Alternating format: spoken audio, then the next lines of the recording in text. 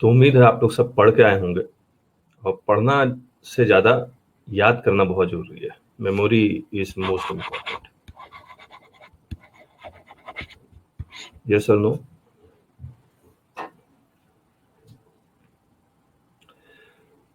Good. अब समझिए इस चीज़ को। हमने जो लास्ट क्लास में आपके साथ किया था, और हमने कहा था कि एज पर कॉन्स्टिट्यूशन किस गुड्स के ऊपर जीएसटी नहीं लगता है, किस गुड्स के ऊपर जीएसटी नहीं लगता है, लिख के बताइए।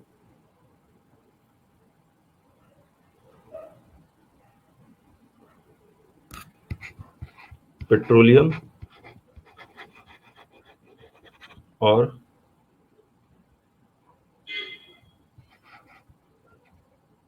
Alcoholic liquor for human consumption, इन दो चीजों पे जीएसटी नहीं लगता। और एज पर कॉन्स्टिट्यूशन जो जीएसटी डिफाइंड है उसमें लिखा हुआ है except alcoholic liquor for human consumption, और ये आर्टिकल 366 में लिखा हुआ है। लेकिन जब हम लोग जीएसटी का लॉ पढ़ेंगे आपके साथ, वहां के सेक्शन 9 सबसेक्शन 1 में भी यही बात लिखी हुई है, except alcoholic liquor for human consumption. लेकिन 9 सबसेक्शन 2 में लिखा हुआ है कि पेट्रोलियम प्रोडक्ट्स पे, बेसिकली 5 पेट्रोलियम प्रोडक्ट्स पे GST will be levied on a later date when it is notified. अब मुझे एक बात बताइए, इसका मतलब इन दोनों के अलावा जितने भी तरह के गुड्स हैं, यानी कि अदर गुड्स, उन सब पे जीएसटी लग जाएगा। यस और नो?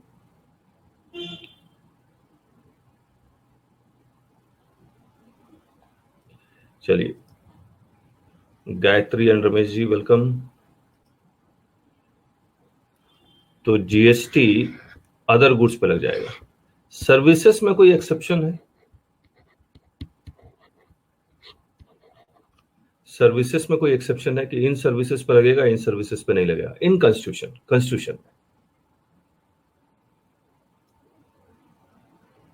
कॉन्स्टिट्यूशन में कुछ भी नहीं लिखा हुआ, याद रखिएगा। इसका मतलब every services are taxable, every services are taxable as per constitution. इसके बाद तो हम लोग देखेंगे जीएसटी लॉ में कुछ एक्सेप्शंस तो हैं, ठीक है। तो और फिर हमने एक जीएसटी काउंसिल के बारे में कर लिया था। और जीएसटी काउंसिल में बेसिकली हमने किया हमने जीएसटी काउंसिल में ये कर लिया कि कोरम एटलीस्ट 50%, एटलीस्ट 50%, ये भी हमने क्विज में भी पूछा था आपसे। रिजोल्यूशन एटलीस्ट 75%, लेकिन सेंट्रल गवर्नमेंट का 1/3 और स्टेट गवर्नमेंट का 2/3। और ये वोटिंग प्रेजेंट एंड वोटिंग है, प्रेजेंट एंड वोटिंग। क्या मतलब हुआ प्रेजेंट एंड वोटिंग का? कि टोटल 33 मेंबर्स है, जिसमें 2 सेंटर के, 31 स्टेट के, जिसमें से 5 स्टेट एब्सेंट हो जाते हैं। तो अगर 5 स्टेट एब्सेंट हो गए तो 26 में कितने फेवर में है? मान लीजिए 24 फेवर में, तो मैं 24 डिवाइडेड बाय 26 इंटू 2/3 करूंगा, प्रेजेंट एंड वोटिंग। अगर डिस्प्यूट हुआ तो उसकी मॉडलिटीज, जब डिस्प्यूट एक्चुअली में राइज होगा तब वो डिसाइड करेंगे।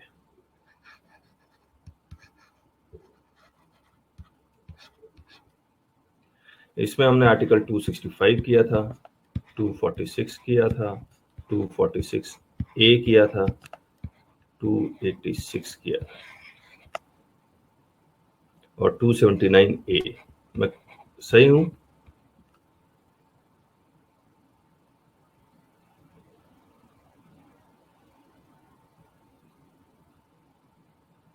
टू 279 ए आर्टिकल किसके लिए, जरा बताएंगे आप?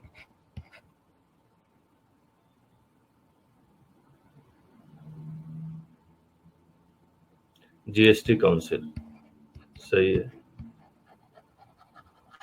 265 किसका था? 265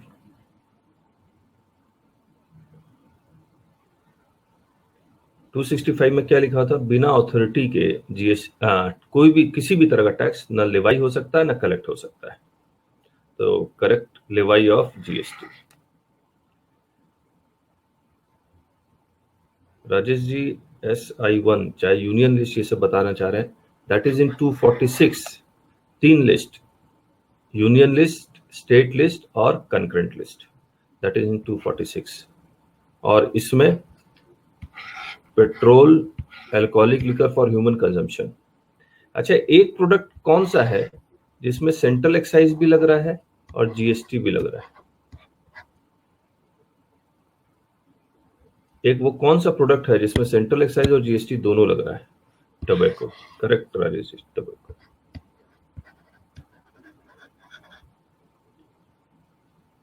टू 246, अच्छा अच्छा, आर्टिकल 246A में क्या लिखा हुआ है? आर्टिकल 246A में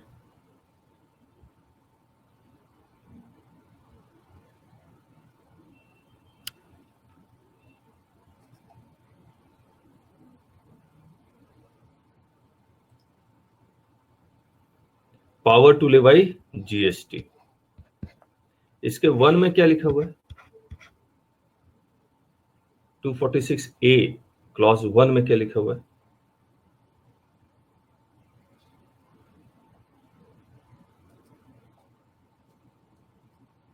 यस, C+S, C+S, दोनों गुड्स सर्विसेज, स्टेट भी गुड्स सर्विसेज। 2 में क्या लिखा हुआ है?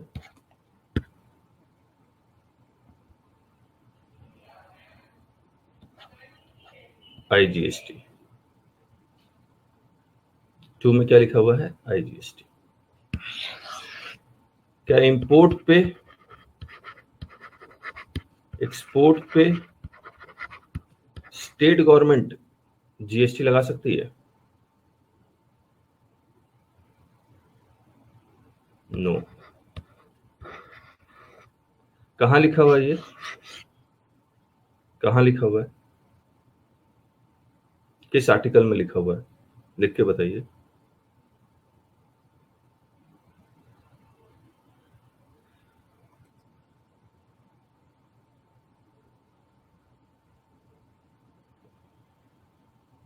लिख के बताइए। 286 में।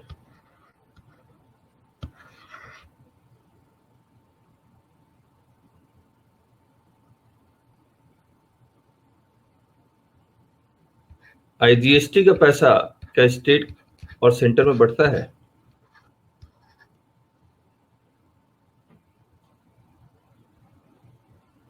यस। क्या सेंटर का पैसा भी स्टेट में बढ़ता है? यस। ये तो as per constitution and GST law हो जाएगा।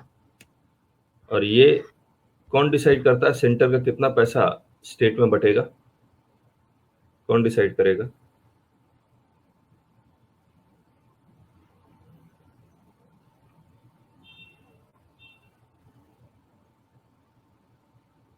नलिन जी कह रहे जीएसटी काउंसिल ना, NITI Aayog, correct, NITI Aayog.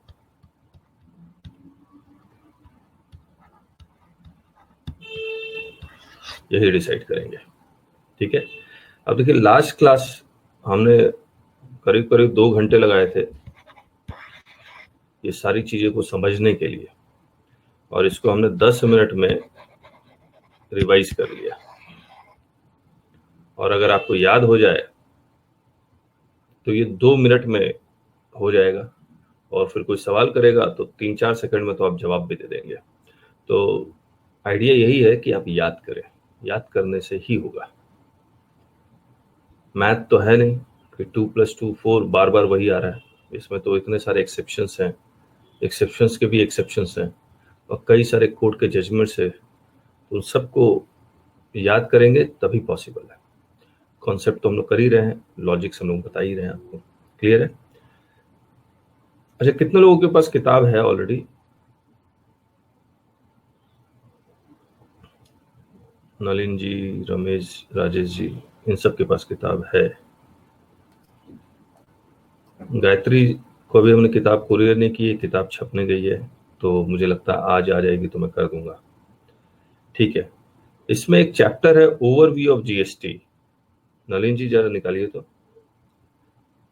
Overview of GST.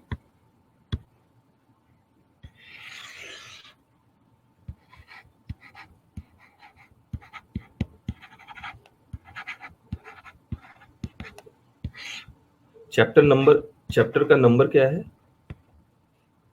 Page 3.2। और चैप्टर नंबर क्या है?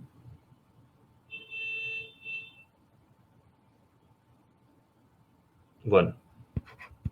जो आपको किताब है जीएसटी वॉल्यूम 1, यानी कि ये वाली बुक, इस बुक को आप देखेंगे तो इसके 3 पार्ट है, पार्ट 1, पार्ट 2, पार्ट 3। पार्ट 1 में हमने pre GST, birth of GST, ये सारा इसी में है। पार्ट 2 में कॉन्स्टिट्यूशन लिखा हुआ था, और पार्ट 3 ओवरव्यू ऑफ जीएसटी है।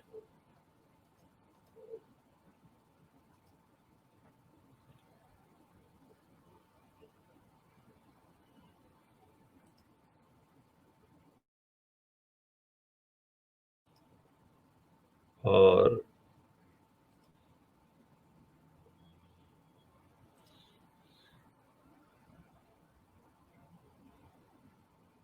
ये कॉन्स्टिट्यूशनल एस्पेक्ट्स ऑफ जीएसटी, और मुझे उम्मीद है इसका एक एक वर्ड आप लोग पढ़ चुके होंगे, एक एक वर्ड, और पढ़ना बहुत जरूरी है, नहीं तो याद नहीं रहेगा। और पढ़ने के साथ याद भी कर लीजिए।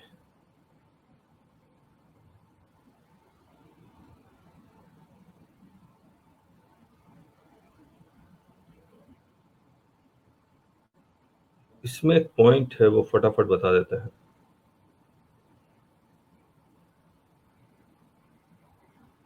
ये वाला date of applicability of various acts of GST, new beginning.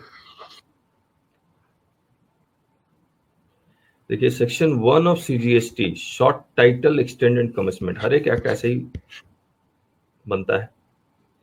This act may be called central goods and services tax act 2017। It extends to whole of India, और ये फुटनोट है। और जम्मू एंड कश्मीर में तुरंत एप्लीकेबल नहीं हुआ था, तो इसीलिए वहां पर लिखा हुआ था except the state of Jammu and Kashmir. Then with effect from 8th July 2017, omitted the words except the state of Jammu and Kashmir, white Central Goods and Services Tax extension to Jammu and Kashmir Act 2017 dated 23rd August 2017। तो आया तो 23 अगस्त 2017 को था, लेकिन इसका effective date क्या था? 8 जुलाई 2017।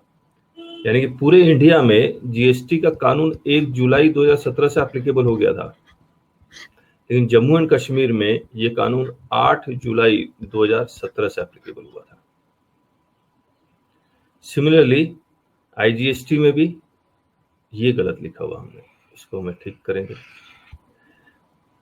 It extends to whole of India, again same language. फिर लिखा हुआ it shall come into force, सब में सेम लैंग्वेज है। On such date as the centre state may by notification in the official gazette appoint in this behalf, provided that different dates may be appointed for different provisions of this act. तो आपको पता है GST law में बहुत सारे ऐसे sections थे शुरुआत में जो एप्लीकेबल ही नहीं हुए थे, और आज के डेट में ऑलमोस्ट सारे सेक्शंस एप्लीकेबल है। And any reference in any such provision to the commencement of this act shall be construed as a reference to the coming into force of that provision। तो ये language लिखी हुई है, बस ये ठीक कर देंगे हम लोग। तो ये सेक्शन 1 था। अब हम लोग जो शुरू कर रहे हैं वो कर रहे हैं कौन सा? Overview of GST.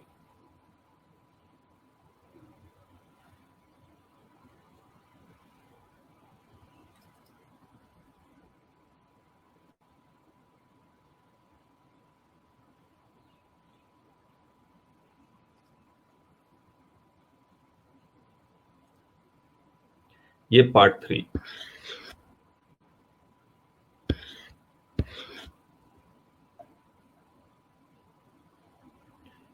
ये है overview of GST. GST is flowing and flawed.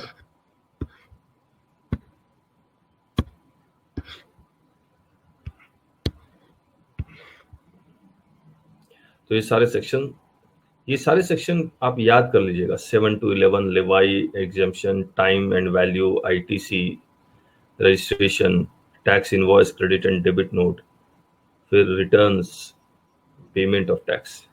और इसके अलावा जितने भी सेक्शंस हैं वो हम लोग वॉल्यूम 2 में डिस्कस करेंगे। तो हम लोग यहाँ से करेंगे आपके साथ, लेकिन पढ़ेंगे बाद में। पहले मैं आपको समझाऊंगा। मुझे एक बात बताइए, हर एक टैक्सेशन लॉ में सबसे पहले हम लोग को क्या चेक करना चाहिए? लिख के बताइए। हर एक टैक्सेशन लॉ में सबसे पहले क्या चेक करना चाहिए? लेवाई।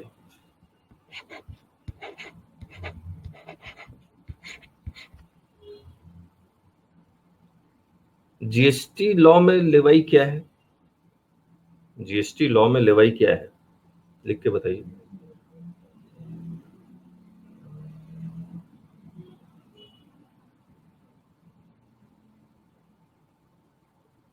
गायत्री सिंह, कंजम्पशन नहीं, कंजम्पशन नहीं है। रेट ऑफ टैक्स भी नहीं है। नलिन जी, रेट ऑफ टैक्स नहीं है। क्या है? जीएसटी लॉ में लेवाई क्या है? इनकम टैक्स में लेवाई क्या है?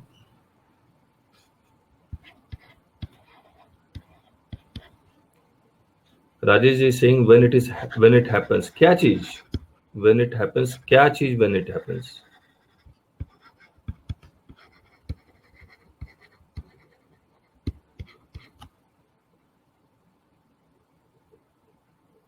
मोर देन 2.5 lakh? नहीं। Parimal is correct. Nalin ji now is correct. It is a supply. Levy is what? Supply. Supply of what? Goods और सर्विसेज। सप्लाई ऑफ गुड्स और सर्विसेज। लेकिन यहां पर मैं अगर आपसे पूछूं कौन से गुड्स नहीं है सप्लाई के दायरे में, कौन से गुड्स नहीं है, तो आप बहुत आराम से कह सकते हैं, क्योंकि हम लोग कॉन्स्टिट्यूशन पढ़ के आ रहे हैं। Petroleum products and alcoholic liquor for human consumption. ठीक है राजेश जी, बिल्कुल सही है। तो लेवाई में क्या है? सप्लाई। सेक्शन पूछूंगा तो 7 to 11। तो सेक्शन 7 में सप्लाई डिफाइंड है, 9 में लेवाई का पूरा रेट ऑफ टैक्स ये सब है। अच्छा एक बात बताइए, अगर सप्लाई हो गया तो उसके बाद क्या होगा? मान लीजिए मैंने सप्लाई किया ये पेन आपको और आपसे 10 रुपए लिए, उसके बाद क्या होगा? कलेक्शन।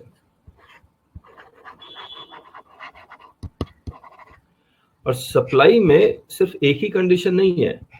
सप्लाई का डेफिनेशन पढ़ेंगे पूरा का पूरा, तो उसमें बिजनेस भी होना चाहिए, कंसिडरेशन भी होना चाहिए, ये सब तमाम बातें भी लिखी हुई है ना?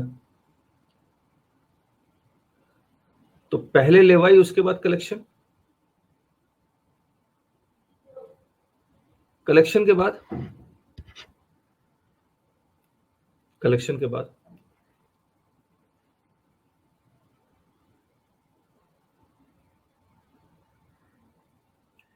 payment to treasury. Collection is payment to treasury only. Nalin ji, what is collection? It is payment to treasury.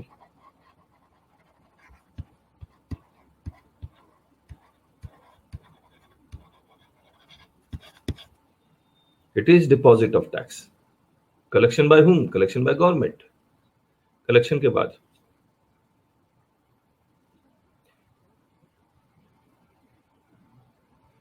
assessment.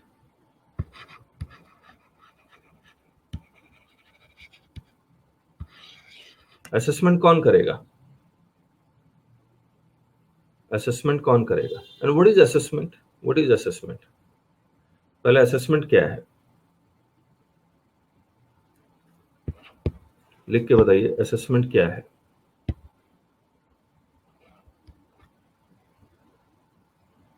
बाकी लोग भी लिखें। टू चेक, चेक क्या चीज, व्हाट इज टू चेक। बाकी लोग लिखें, गायत्री, परिमल जी लिखें आप, चेक क्या करना है। अच्छा ये बताइए कलेक्शन का बेसिस क्या है, कलेक्शन का बेसिस क्या है। Yes, correctly deposit of tax and value, Parimal Patel, FCM, RCM and tax rates to check correctness of tax paid with service ITC. Collection का बेसिस है वैल्यू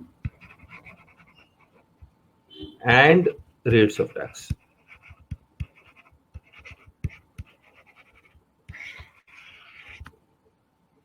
कलेक्शन का बेसिस है value and rates of tax, है ना। तो assessment भी जब करेंगे तो किसका करेंगे, वैल्यू का, यानी कि जो चीज मैं बेच रहा हूं उसकी वैल्यू प्लस इस पे जो रेट ऑफ टैक्स लगना चाहिए वो रेट। तो it is assessment is value and rate of tax, taxable value, correct. अब असेसमेंट करेगा कौन, who will do the assessment, या तो वो खुद करेगा,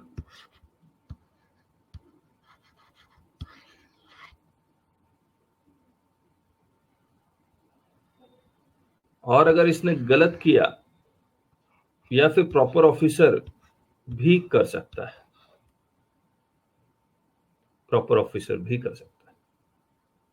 लेकिन पहली ड्यूटी किसकी है, एसएससी की है। लेकिन एसएससी रिटर्न ही फाइल नहीं करता, बोलता ना मैं असेसमेंट करूंगा, ना मैं रिटर्न फाइल करूंगा, ना डिपॉजिट ऑफ टैक्स करूंगा, मैं कुछ नहीं करूंगा। फिर तो प्रॉपर ऑफिसर ही है ना। और इसके लिए सर्कुलर आएगी, स्टैंडर्ड ऑपरेटिंग प्रोसीजर। अगर 3B 5 दिन से ज्यादा लेट करेंगे तो बेस्ट जजमेंट असेसमेंट कर रहे हैं वो। अच्छा एक बात बताइए, प्रॉपर ऑफिसर अगर असेसमेंट करता है वैल्यू और रेट का, आप कहता है रेट सर 5% है, प्रॉपर ऑफिसर कहता है नहीं सर 18% है, अब आप क्या करेंगे बताइए। और आपकी कंपनी 400 करोड़ की कंपनी है,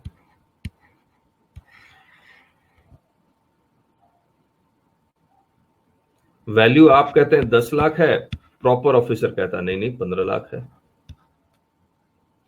क्या करेंगे, अपील करेंगे, अपील करेंगे, करेक्ट। एडवांस रूलिंग के बारे में राजेश जी बाद में बताते हैं, है ना। एडवांस रूलिंग का कॉन्सेप्ट अलग है।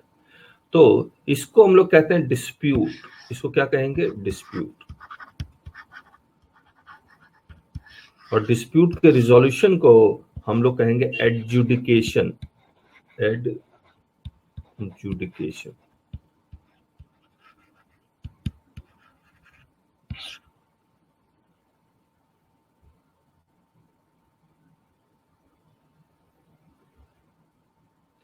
आया, बताइए अब आप फिर से। पहले लेवाई, उसके बाद कलेक्शन, उसके बाद असेसमेंट बाय सेल्फ या प्रॉपर ऑफिसर, डिस्प्यूट अगर हो गया तो एडजुडिकेशन। यही तो है कॉन्सेप्ट। अब आगे बताते हैं आपको।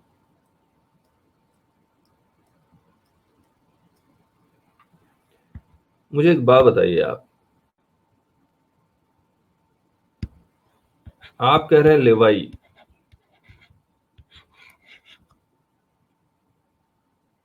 और लेवाई का मतलब आपने क्या बताया, सप्लाई।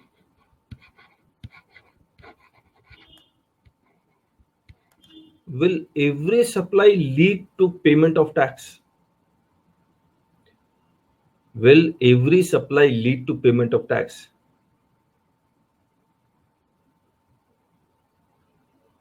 मैंने अभी नया नया चार्टर्ड अकाउंटेंट बना और कल मैं प्रैक्टिस शुरू करने वाला हूँ। कल ही मेरे पास क्लाइंट आया, उसका मैंने काम किया और उसे 10,000 रुपया दे के चला गया मेरे को, 10,000 रुपया दे के चला गया। क्या मैं सप्लाई हो गया, यस सप्लाई तो हो ही गया, लेकिन क्या मैं टैक्स दूंगा? क्या मैं टैक्स दूंगा? टैक्स तो मैं तभी दूंगा when I am liable for registration, when I am liable for registration. तो सप्लाई के बाद जो मोस्ट इंपॉर्टेंट स्टेप है दैट इज ऑफ रजिस्ट्रेशन।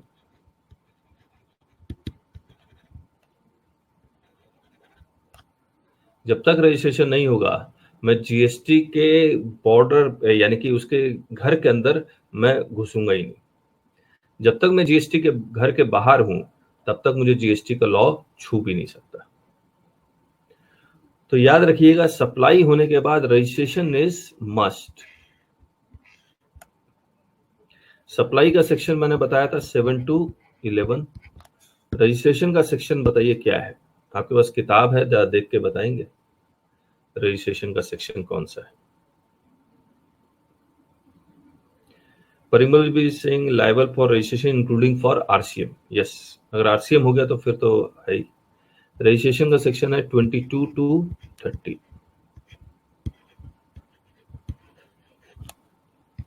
जिसमें से एक सेक्शन है कौन सा? 22, जहां पर थ्रेशोल्ड लिमिट लिखी हुई है, और एक सेक्शन है 24 जहां पर थ्रेशोल्ड लिमिट कुछ भी लिखी हो, compulsory registration.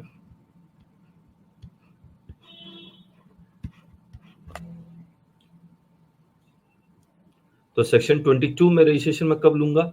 When my aggregate turnover exceeds the threshold limit. और 24 में मैं रजिस्ट्रेशन कब लूंगा? Compulsory registration. जैसे मुझे अगर आरसीएम देना पड़े तो कंपलसरी रजिस्ट्रेशन है। Inter state supply of goods, not services, inter state supply of goods पे कंपलसरी रजिस्ट्रेशन है। और 22 में रजिस्ट्रेशन कब है? When my aggregate turnover exceeds threshold limit. तो 24 में और भी बहुत सारी कहानियां लिखी हुई है, लेकिन फिलहाल ये दो मोस्ट इंपॉर्टेंट सेक्शन है रजिस्ट्रेशन के। तो अगर जीएसटी लॉ आपके लेवाई होने पे आपको रजिस्ट्रेशन करवा देता है तो आपसे वो जीएसटी लेके रहेगा अनलेस एक्सेप्टेड। जीएसटी लॉ में आपको रजिस्ट्रेशन लेने की कब जरूरत नहीं पड़ेगी बताइए?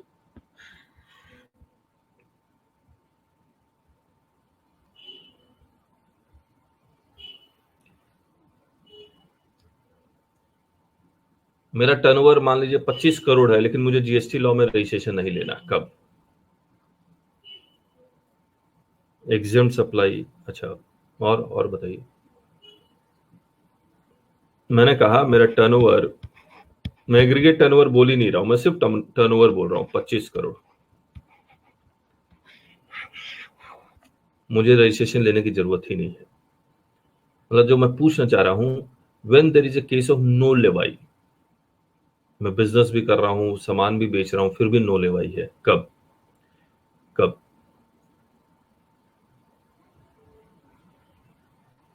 नलिन जी लिखिए सप्लाई टू गवर्नमेंट। ना ना ना ना।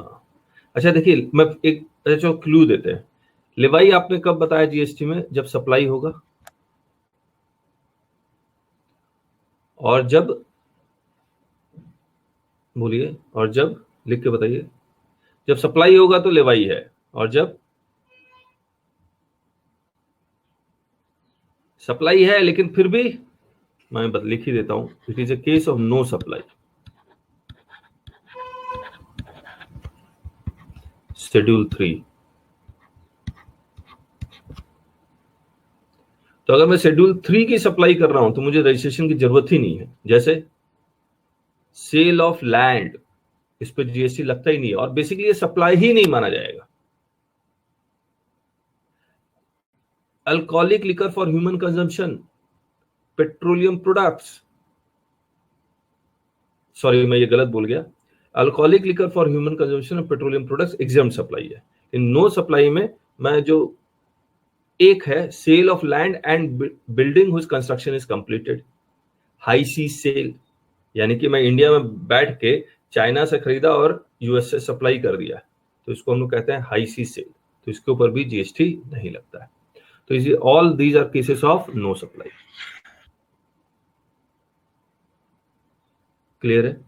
तो लेवाई में क्या सप्लाई होना चाहिए। अगर सप्लाई हो गया और रजिस्ट्रेशन आपको करवाना पड़ेगा अगर आपका थ्रेशोल्ड लिमिट एग्रीगेट टर्नओवर से ज्यादा है, और या फिर कंपलसरी रजिस्ट्रेशन। इसके बाद बताइए क्या, रजिस्ट्रेशन के बाद क्या, यहां लिखता हूं रजिस्ट्रेशन के बाद क्या।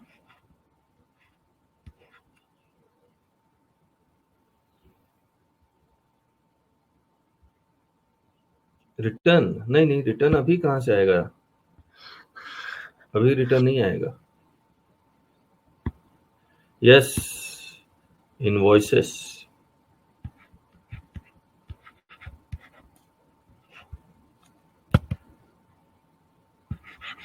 Invoices correct.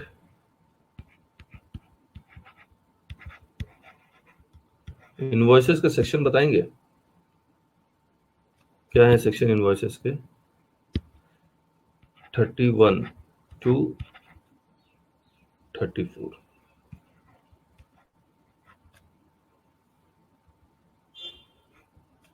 इसी इनवॉइसेस में हम लोग करते क्या है, computation of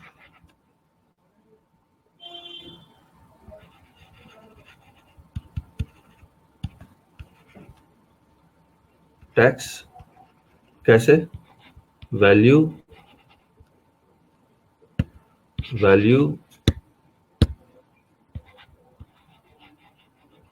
into rate.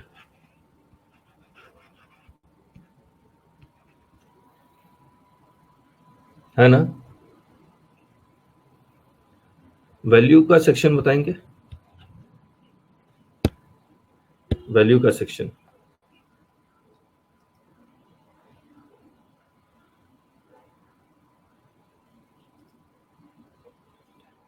15। Rate का,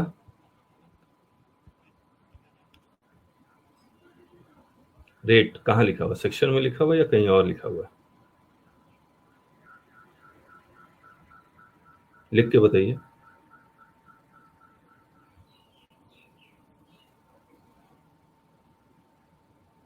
notification,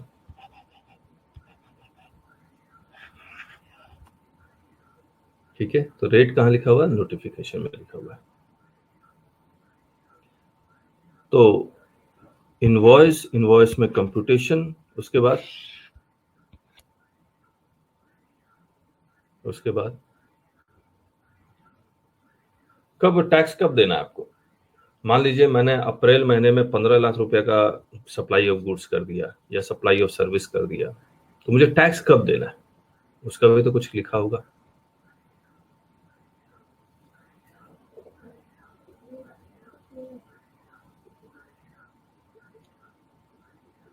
subsequent month, Amit Thakur is saying return, मेरा इस मंथ की लायबिलिटी है, ये कैसे डिटरमाइन होगा।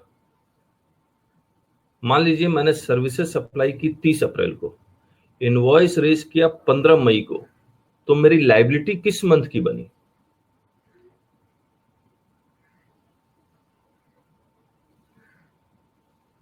बताइए। Narendra ji saying date of invoice. अच्छा मैं फिर से बोलता हूं, मैंने 30, Amit Thakur ji Singh time of supply, बिल्कुल सही, मैं वही पूछना चाह रहा था। तो date of invoice is not conclusive evidence of determining the liability. मैं इनवॉइस ही रेज नहीं करूं तो क्या लायबिलिटी नहीं बनेगी, बनेगी ना। तो वो सब कुछ टाइम ऑफ सप्लाई में लिखा हुआ है, टाइम ऑफ सप्लाई। सेक्शन कौन सा है, 12 to 14, यानी बेसिकली 3 सेक्शन है, 12, 13 एंड 14 टाइम ऑफ सप्लाई। अब इतना कुछ करने के बाद आपको सेल्फ असेसमेंट करना पड़ेगा, और सेल्फ असेसमेंट में टैक्स कैलकुलेट करना है। कैसे, output tax minus input tax credit, ये टैक्स आ जाएगा।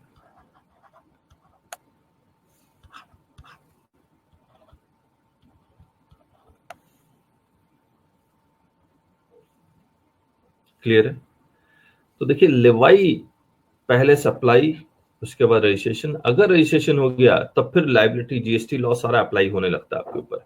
इनवॉइसेस बनाना है, कंप्यूटेशन करना है, टाइम ऑफ सप्लाई डिटरमाइन करना है, और फिर ये टैक्स कैलकुलेट करना है। यानी कि इनपुट टैक्स क्रेडिट मिलेगा भी या नहीं मिलेगा, वो सारी बातें आपको ध्यान में रखनी है। लेवाई के बाद अब क्या होगा? कलेक्शन होगा। बताइए, एक बात याद रखिएगा, no levy no collection. But if there is a levy and you have taken the registration, then collection is bound to happen unless exempted, unless exempted। Clear है? कलेक्शन बताइए कैसे होगा?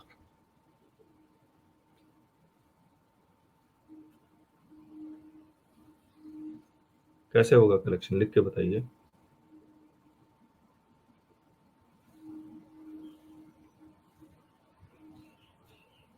Filing returns and paying tax, correct. तो collection का नाम ही है payment of tax.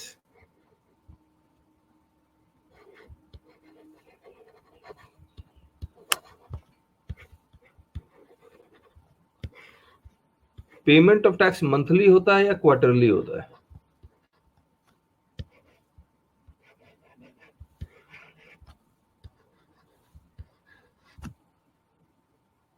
Both.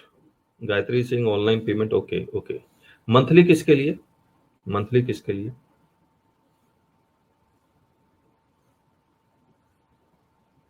और quarterly किसके लिए?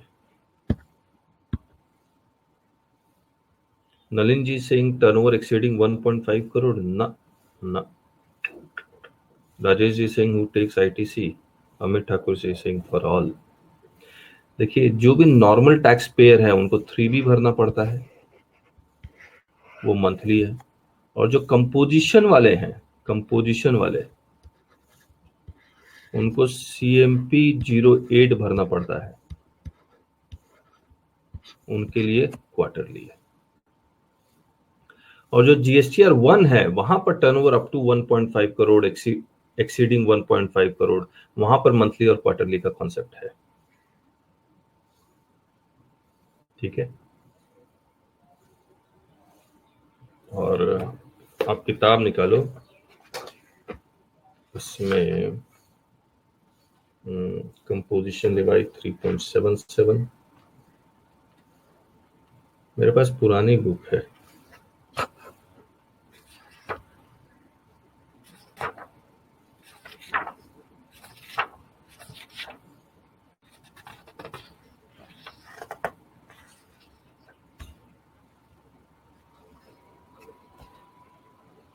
और कंपोजिशन लेवाई में जो डेट है 18th ऑफ एवरी क्वार्टर।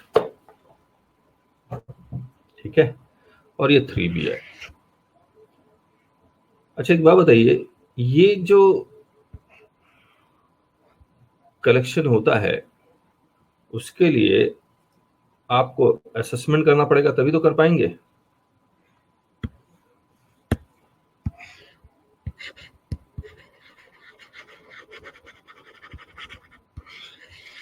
आपने बताया असेसमेंट, सेल्फ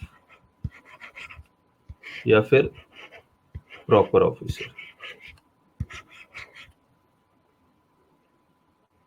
सेल्फ असेसमेंट करने के लिए वो क्या करता है, कहां करता है वो सेल्फ असेसमेंट? रिटर्न में। और जीएसटी में रिटर्न का कॉन्सेप्ट बार बार चेंज हो रहा है। अभी जो रिटर्न का कॉन्सेप्ट है, आप सबसे पहले GSTR 1 फाइल करते हैं या 3B फाइल करते हैं? बताइए। आप सबसे पहले GSTR 1 फाइल करते हैं या 3B फाइल करते हैं? 1, करेक्ट। तो पहले 1, उसके बाद 3B जाती है।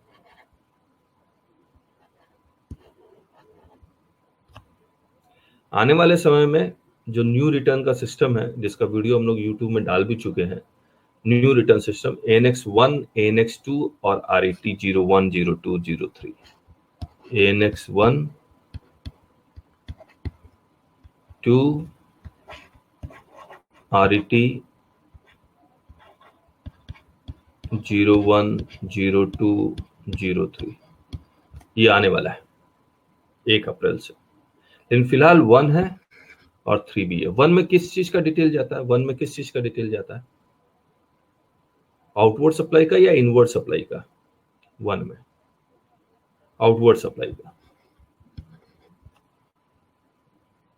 और 3B में आउटवर्ड सप्लाई का भी, इनवर्ड सप्लाई जिसके ऊपर आप ITC क्लेम कर रहे हैं कंसोलिडेटेड बेसिस पे, तो 3B बेसिकली कंसोलिडेशन है। जब ANX1 आएगा तो इसमें आउटवर्ड सप्लाई भी जाएगा और इनवर्ड सप्लाई भी जाएगा ANX1 में। ANX2 जो GSTR 2A है वो ANX2 है, इन दोनों में मैचिंग होगा जो आप खुद करेंगे।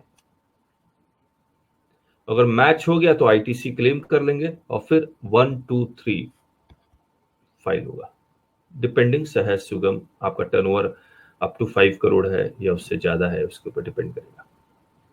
तो ये सिस्टम है, एग्जिस्टिंग सिस्टम, फ्यूचर सिस्टम। तो अगर मैं आपसे पूछूं रिटर्न का अगर कॉन्सेप्ट क्या है, रिटर्न बेसिकली रिटर्न है क्या? इट इज ए, लिख के बताइए रिटर्न है क्या?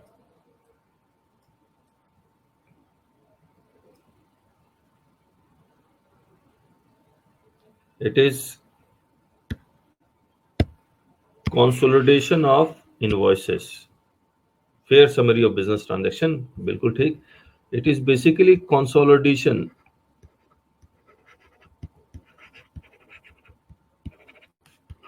Of invoices.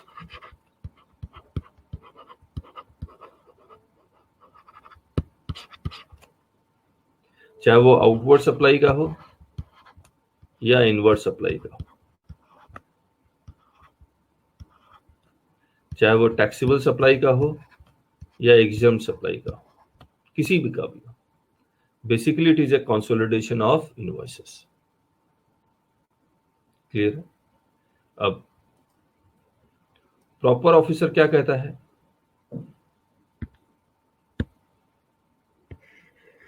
प्रॉपर ऑफिसर जब असेसमेंट करेगा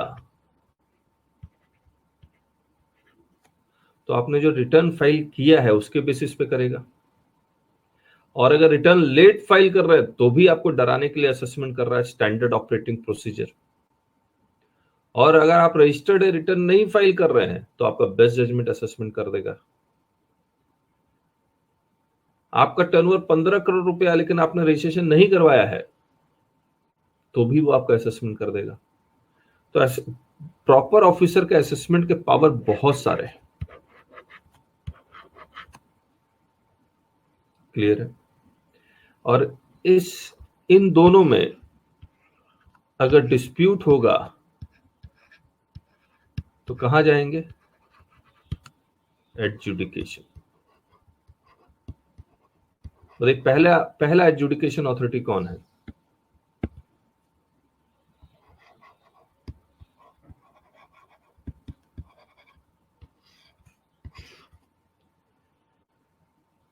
पहला एडजुडिकेशन अथॉरिटी कौन है?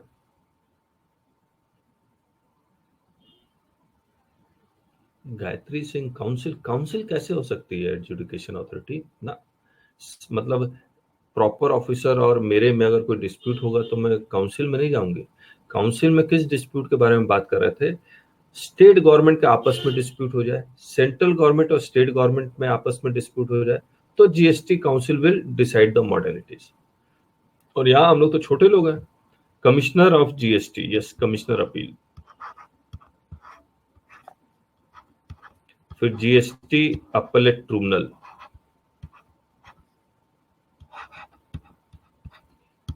फिर हाई कोर्ट और फिर सुप्रीम कोर्ट। ये सारा हम लोग पढ़ाएंगे आपको, डिस्कस करेंगे आपके साथ।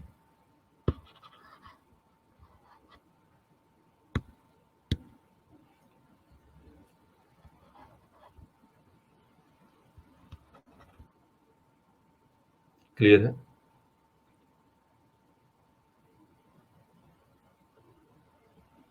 अब एक बात बता देते हैं, मैं एक बार इसका जो हमने पीपीटी बनाया वो मैं खोल लेता हूँ, उसके बाद मैं वहां पर आपको दिखाता हूँ।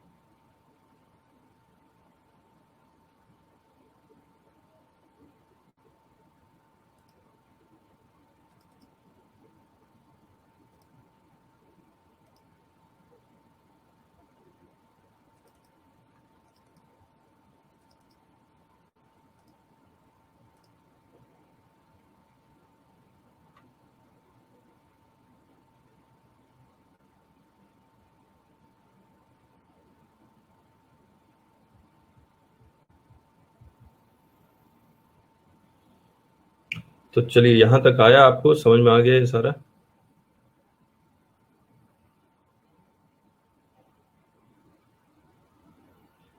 आया।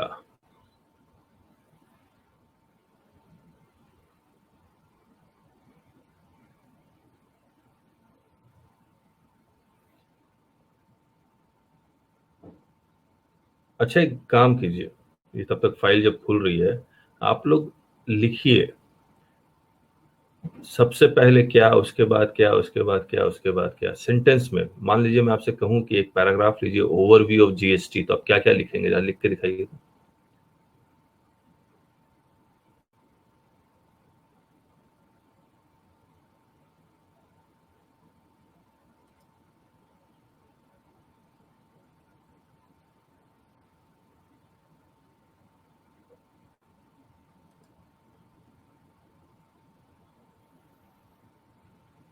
चलिए, बाद में लिख दीजिएगा। सबसे पहले क्या है? लेवाई, उसके बाद कलेक्शन, उसके बाद असेसमेंट, उसके बाद एडजुडिकेशन। एक कॉन्सेप्ट है एआर का, अथॉरिटी फॉर एडवांस रूलिंग। इसमें आप कब जा सकते हैं? डिस्प्यूट अराइज होने के बाद या डिस्प्यूट अराइज होने से पहले? लिख के बताइए।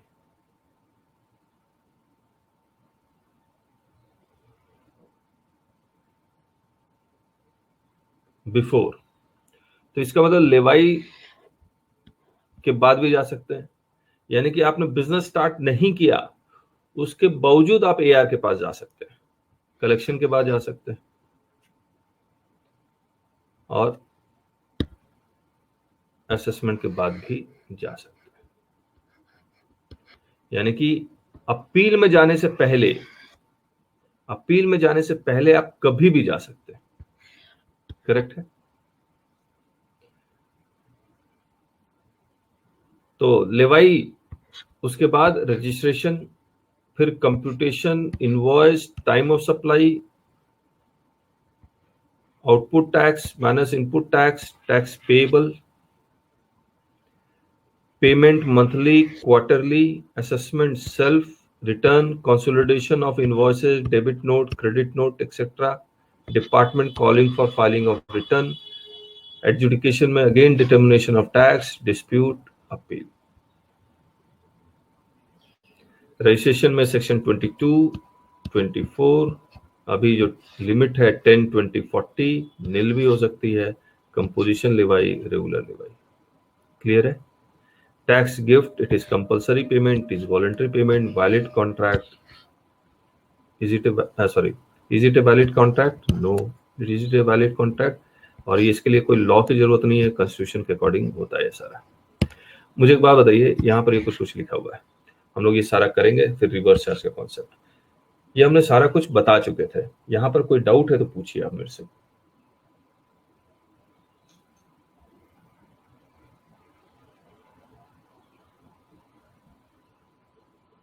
पूछिए।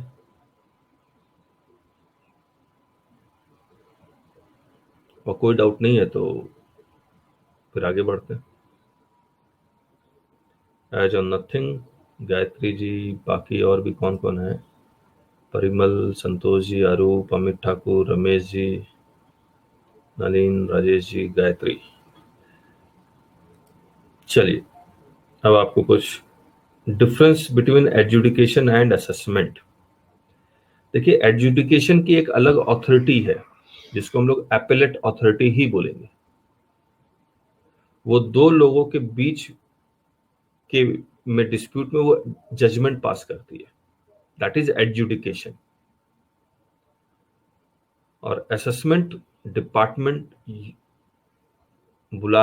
आपको बुला के करता है, बस इतना ही डिफरेंस है। लेकिन राजेश जी, एक बात है कि इनडायरेक्ट टैक्स में असेसमेंट का तो कोई कॉन्सेप्ट होना ही नहीं चाहिए था। जब भी होना चाहिए एजुडिकेशन। प्रॉपर ऑफिसर भी क्या करता है? एजुडिकेशन ही करता है basically.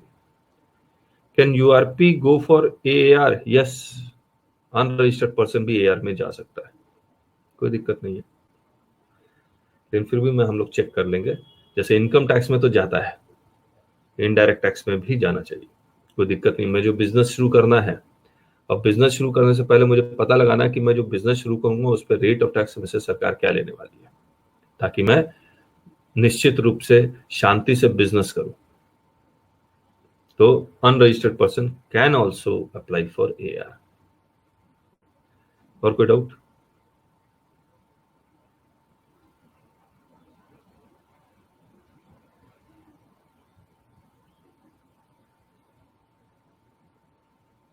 Okay,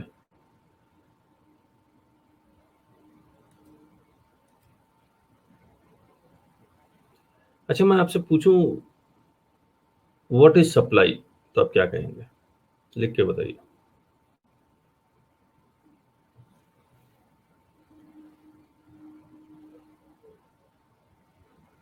cell, okay, Gayatri Singh, cell.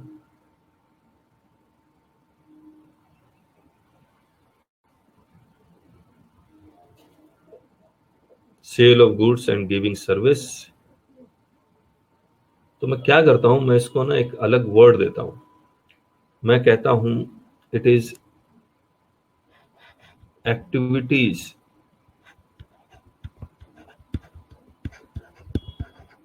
और ट्रांजैक्शन।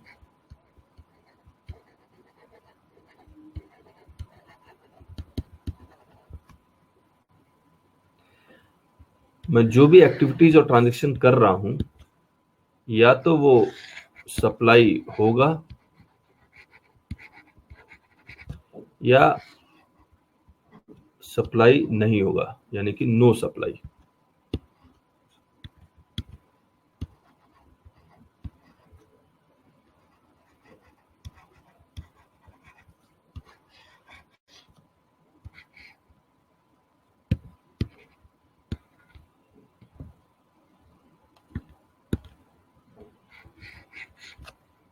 ठीक है, नो सप्लाई में मैंने आपको बताया था, पहला लैंड एंड बिल्डिंग। बिल्डिंग कौन सा? जिसका कंस्ट्रक्शन कंप्लीट हो चुका है। दूसरा high sea cell.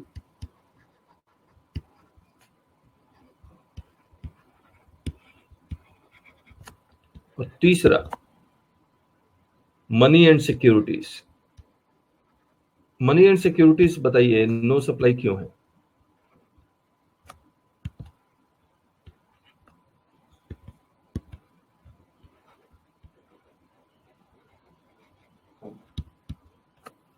Yes, money is neither goods nor services. Similarly, securities is neither goods nor services. और लैंड और बिल्डिंग शेड्यूल 3 में लिखा हुआ है,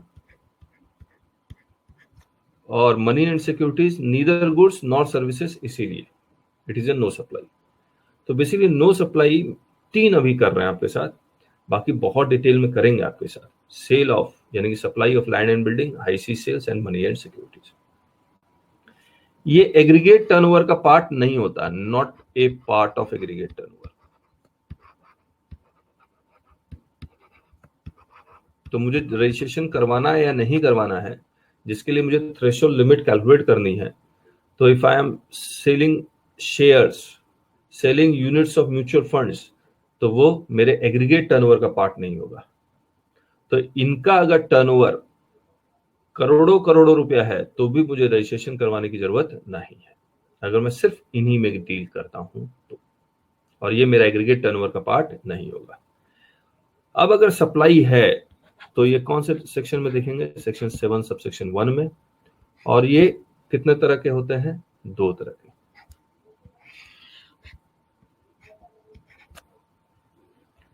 टैक्सेबल सप्लाई, या इसको मैं कह सकता हूं लेवाई सप्लाई।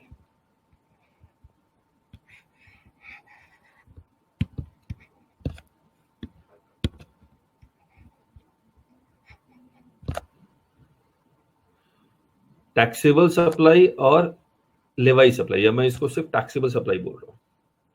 और इस दूसरा हो सकता है नॉन टैक्सेबल सप्लाई।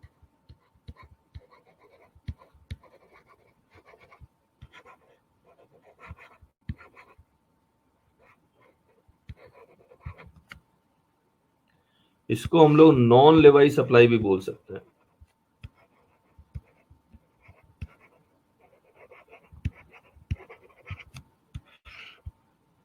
इसको हम लोग नॉन जीएसटी सप्लाई भी बोल सकते हैं।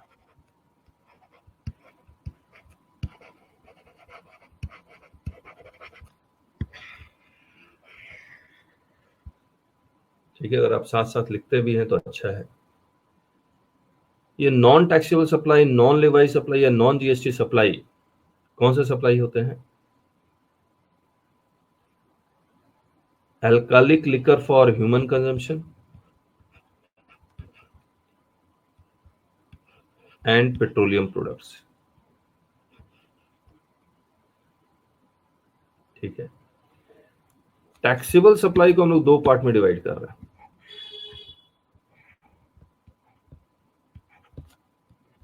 एक है ड्यूटेबल सप्लाई, ये हमारा कॉइन किया हुआ वर्ड है, एक्साइज से लेके आए हैं, लेकिन ये जरूरी था आपको समझाने के लिए। और दूसरा है एग्जम्प्ट सप्लाई।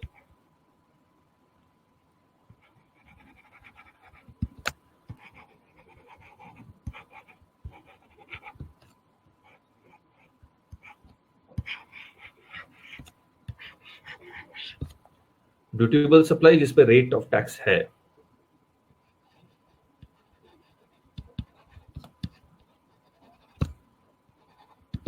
मोर देन 0, और जहां रेट ऑफ टैक्स नील है।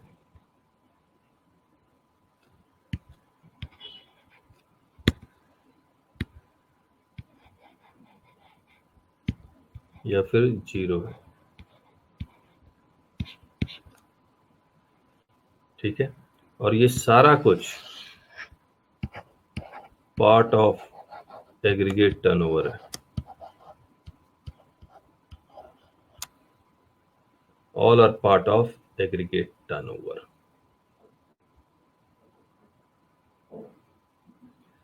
सेक्शन लिख देता हूं 2 सबसेक्शन 78, 2 सबसेक्शन 108। ये 7(2) एंड शेड्यूल 3।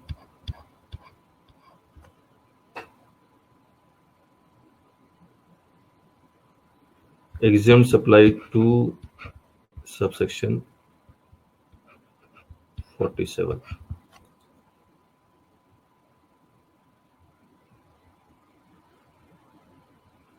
क्लियर है? तो एक बार फिर से, एक्टिविटीज और ट्रांजैक्शन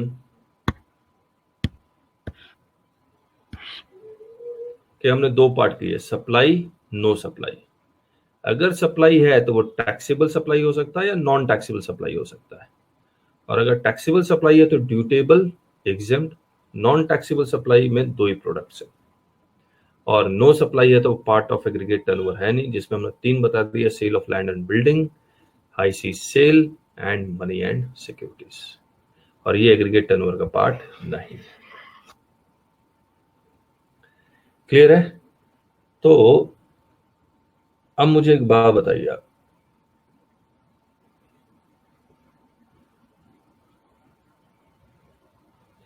अगर मैं सिर्फ इसमें डील करता हूं, इन प्रोडक्ट में,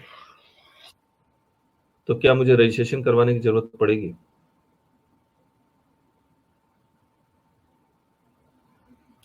अरूप is asking sir difference between nil and zero rated. देखिए, जीरो रेटेड बताते हैं पहले आपको।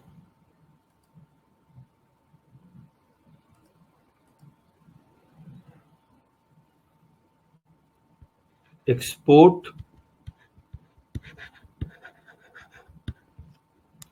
Supply to SEZ,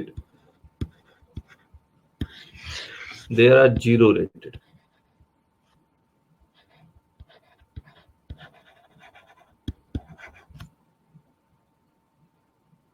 zero rated का मतलब कि जब आप एक्सपोर्ट और सप्लाई टू SEZ करेंगे तो टैक्स हम आपसे नहीं लेंगे, तो आउटवर्ड सप्लाई पे टैक्स जीरो हो गया। जैसे ही आउटवर्ड सप्लाई पे टैक्स जीरो हो जाता है तो ITC ऑटोमेटिकली खत्म हो जाता है। लेकिन क्योंकि ये नील रेटेड नहीं है, जीरो रेटेड है, हम इसका ITC जो आपका एक्यूमुलेट किया है उसको हम रिफंड करेंगे।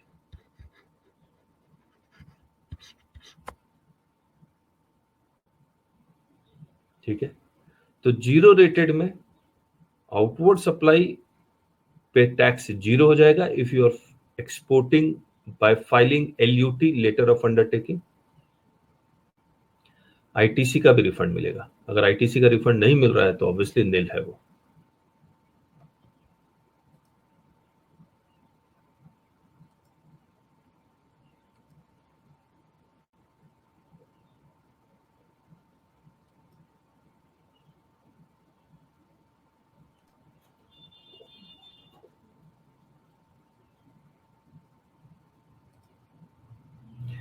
ठीक है, थैंक यू अरूप।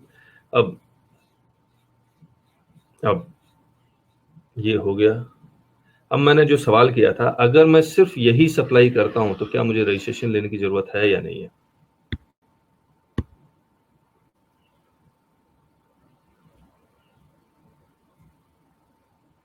लिख के बताइए। No.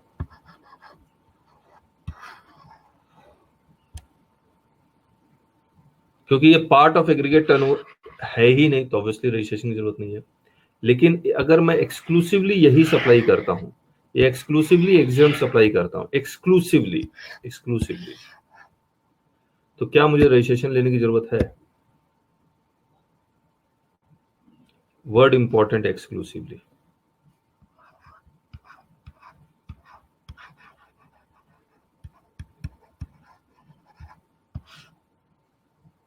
Nalin ji saying yes, Amit Thakur ji saying yes. मैं फिर से पूछ रहा हूं, if I am exclusively supplying exempt supply जिसके ऊपर टैक्स जीरो है, या alcoholic liquor for human consumption and petroleum products, exclusively ये नहीं कर रहा हूं, तो मुझे रजिस्ट्रेशन की जरूरत नहीं है। नो।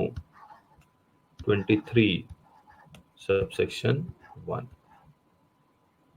में लिखा हुआ है।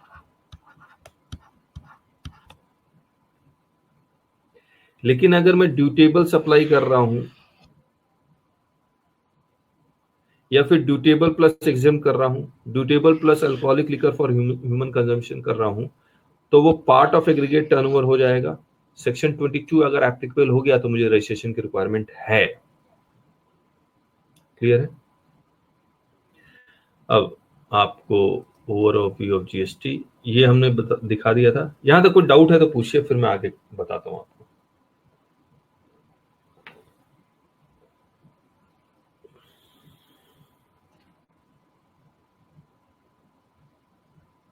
करें आगे? ये देखिए, तो GST के आप बाहर हो जाएंगे। कब बाहर हो जाएंगे GST के आप? कब बाहर हो जाएंगे? अगर आप एक्सक्लूसिवली नो सप्लाई करते हो, एक्सक्लूसिवली एग्जाम सप्लाई करते हो, एक्सक्लूसिवली नॉन GST सप्लाई कर रहे हो, तो आप GST के बाहर हैं। GST के अंदर कब आ जाएंगे?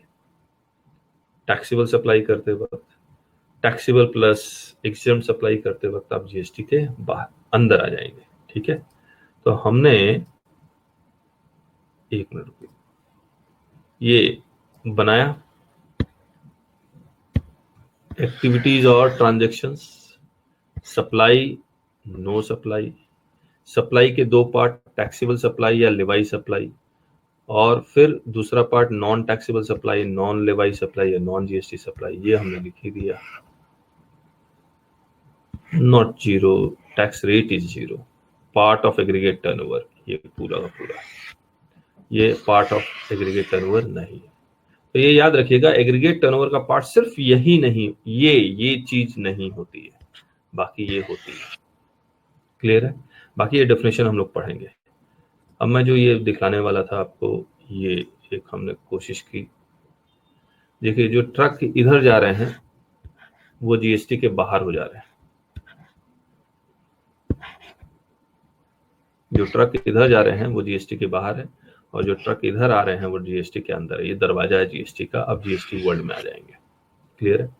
नो सप्लाई बाहर, एक्सक्लूसिवली नॉन जीएसटी सप्लाई बाहर, एक्सक्लूसिवली एग्जम्प्ट सप्लाई बाहर, लेकिन both taxable and exempt supply, both taxable and non GST supply अंदर, इस गेट के अंदर। एक्सक्लूसिवली टैक्सेबल सप्लाई इस गेट के अंदर। कब अंदर?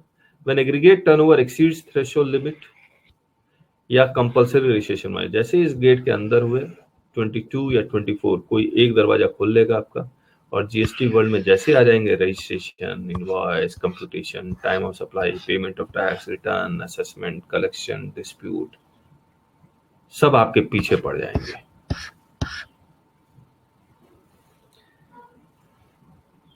आया?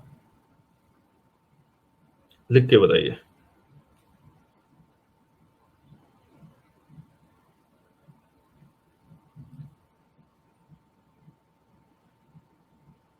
Thank you.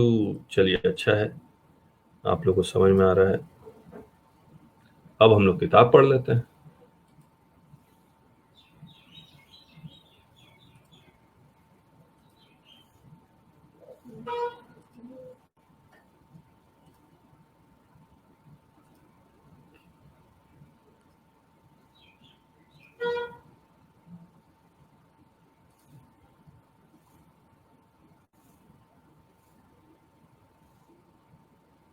अच्छा, ये नहीं है,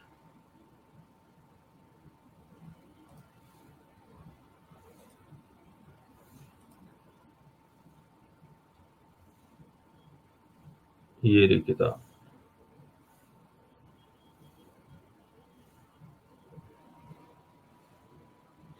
किताब पढ़नी जरूरी है, मैंने आपको पहले भी बताया था। Levy, collection and assessment. GST is an indirect tax. जैसे मैं इनडायरेक्ट टैक्स बोलूंगा, आपके दिमाग में क्या आएगा बताइए? GST is an indirect tax, जैसे ही मैंने कहा कि आपके दिमाग में burden shall be pass on to the consumer, it follows consumption based taxation system, therefore import of goods or services are taxable, export of goods or services are zero rated. Levy, GST is levied only on taxable supply. If there is no taxable supply, then there is no levy and hence no collection. अब सिर्फ supply पढ़िए, taxable word जरूरत नहीं है। But if taxable supply are 100% exempted, then there is levy but no collection. ठीक है, आप taxable पढ़ सकते हैं।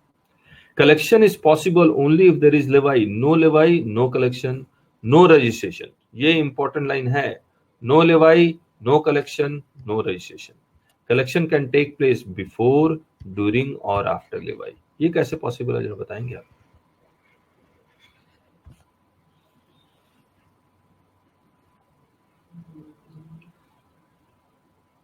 लेवाई से पहले भी कलेक्शन पॉसिबल है, कैसे?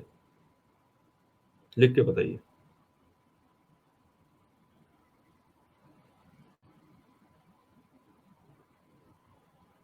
एडवांस, बहुत बढ़िया, बहुत बढ़िया। एडवांस, देखिए, जब एडवांस लेते हैं तो उस वक्त गुड्स और सर्विसेज तो सप्लाई हुआ ही नहीं होता है, उसके बावजूद कलेक्शन हो जाता है। एडवांस अगेंस्ट गुड्स और सर्विसेज लिख के बता दीजिए। एडवांस अगेंस्ट गुड्स और सर्विसेस एडवांस अगेंस्ट गुड्स पे अब जीएसटी नहीं लगता है। तो ये हमने बोर्ड पे लिखा हुआ है, no levy, no collection, no registration. Assessment is valuation of taxable supply and computation of GST. Assessment is first done by the SSC, called self-assessment, then by department called adjudication. तो मैंने कहा था कि indirect tax में assessment की कोई जगह ही नहीं होनी चाहिए, जब भी होना चाहिए एडजुडिकेशन ही होना चाहिए। फिर भी है, इनकम टैक्स में तो असेसमेंट चलता है। फ्लो ऑफ जीएसटी, सबसे पहले supply, adjudication is always done, no, not necessary, on selected basis. सबसे पहले सप्लाई, उसके बाद रजिस्ट्रेशन, उसके बाद computation of outward supply, even when there are no dispute. Yes, basically indirect tax में असेसमेंट को ही हम लोग एडजुडिकेशन बोलते हैं, है ना। तो आप इसको एडजुडिकेशन की जगह आप असेसमेंट भी पढ़ सकते हैं।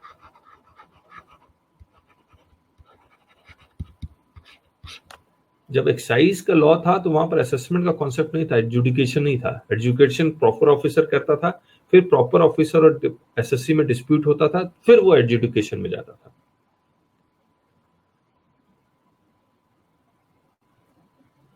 हाँ, बेस्ट जजमेंट असेसमेंट, मैं उसको बेस्ट जजमेंट एडजुडिकेशन भी बोल सकता हूँ, कोई प्रॉब्लम नहीं।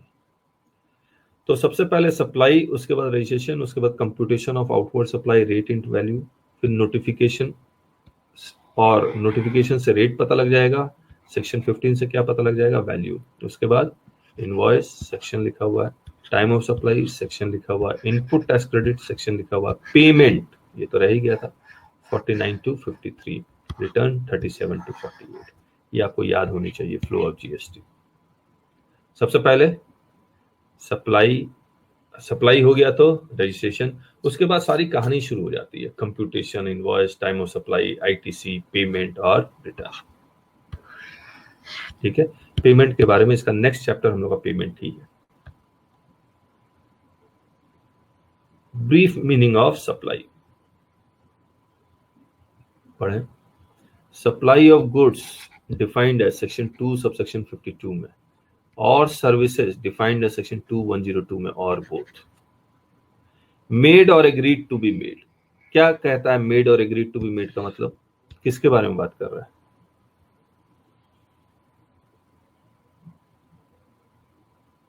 लिख के बताइए, मेड और एग्रीड टू बी मेड।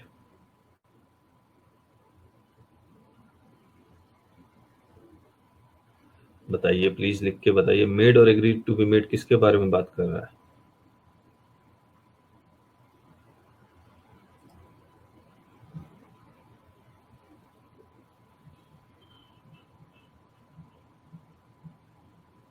मैं बता देता हूं, एडवांस। यस नलिन जी, करेक्ट। तो बेसिकली एडवांस के बारे में बात कर रहा है। For a consideration 2 subsection 32 by a person 2 subsection 84 in the course of furtherance of business section 2 subsection 17। तो ब्रीफ मीनिंग ऑफ सप्लाई बहुत डिटेल्ड है, लेकिन फिलहाल हमने लिख दिया सप्लाई ऑफ गुड्स और सर्विसेज। तो ये जितने भी डेफिनेशन हैं, गुड्स के, सर्विसेज के, कंसिडरेशन के, पर्सन के, बिजनेस के, ये सारे डेफिनेशन के अंदर अगर आ जाता है, कंडीशन को सेटिस्फाई कर जाता है, then it will be treated as supply. तो हम लोग इसको डिटेल में करेंगे आपके साथ। सेक्शन 7 सबसेक्शन 1 में लिखा हुआ मीनिंग ऑफ सप्लाई, और सेक्शन 7 सबसेक्शन 2 में लिखा हुआ व्हाट इज नॉट सप्लाई, जो हमें शेड्यूल 3 में ले जाएगा। फिर हमने कहा कि money neither goods nor services, तो मनी गुड्स भी नहीं है और सर्विसेज भी नहीं है, तो सप्लाई ऑफ गुड्स और सर्विसेज होगा तभी तो सप्लाई होगा। ना गुड्स है ना सर्विसेज है, तो money and securities are neither goods nor services, therefore it is not a supply. इस डेफिनेशन के कंडीशन को सेटिस्फाई ही नहीं किया। फिर आगे, ये हमने कर ही चुके आपके साथ, ये टेबल पूरा कर चुके, एक्टिविटीज और ट्रांजेक्शन, सप्लाई नो सप्लाई, ये हम लोग कर चुके। ठीक है, अब आ गया नॉन टैक्सेबल सप्लाई, जरा ध्यान से पढ़िएगा। Section 2 subsection 78, non taxable supply means a supply of goods or services or both which is not leviable to tax under this act or under the integrated goods and service tax act। बताइए not leviable का मतलब क्या होता है? Not leviable का मतलब, लेवाई का section कौन सा है? पहले लेवाई का सेक्शन है 9। ठीक है, और 9 सबसेक्शन 1 में क्या लिखा हुआ था? Alcoholic liquor for human consumption. और 9 सबसेक्शन 2 में क्या लिखा हुआ था? Petroleum products. तो 9(1) और 9(2) के बाहर जो प्रोडक्ट्स हैं that is non taxable supply. 9(1) और 9(2) के बाहर जो प्रोडक्ट है that is non taxable supply. तो यहाँ 9(2) लिखा हुआ है और 5(2) लिखा हुआ है, यहाँ पर बेसिकली 9(1) भी आएगा और 5(1) भी आएगा। 9(1) किसके लिए? CGST एक्ट का है। 5(1) किसके लिए? Integrated goods and services tax का है। आया? लिख के बताइए। और ये डेफिनेशन अब याद कीजिए, आप सारे डेफिनेशन आपको याद करना होगा। Non taxable supply means, words means लिखा हुआ है, बॉर्डर है, हम लोग बताएंगे आपको मींस का भी मतलब। तो non taxable supply means supply of goods और सर्विसेज, और both non taxable supply means supply of goods और सर्विसेज और both which is not leviable to tax under this act or under the integrated goods and service tax act। फिर non taxable territory, non taxable territory means the territory which is outside the taxable territory। तो taxable territory बताइए क्या है? फटाफट बताइए, taxable territory लिख के बताइए।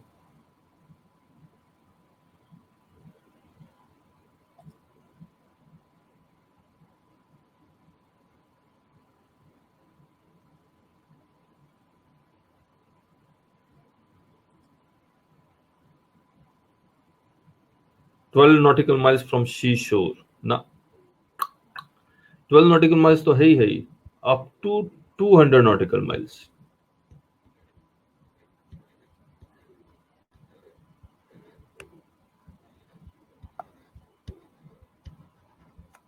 ठीक है, तो non taxable territory means the territory which is outside the taxable territory, यानी कि 200 नॉटिकल माइल के बाहर अगर कोई टेरिटरी है तो वो नॉन टैक्सेबल टेरिटरी है। हवा, एयर, कहां तक? बॉर्डर उडर तो है ही। हवा कहां तक, कितने ऊपर तक? इंडिया के ऊपर जो हवा है, स्पेस है, वो कितने ऊपर तक?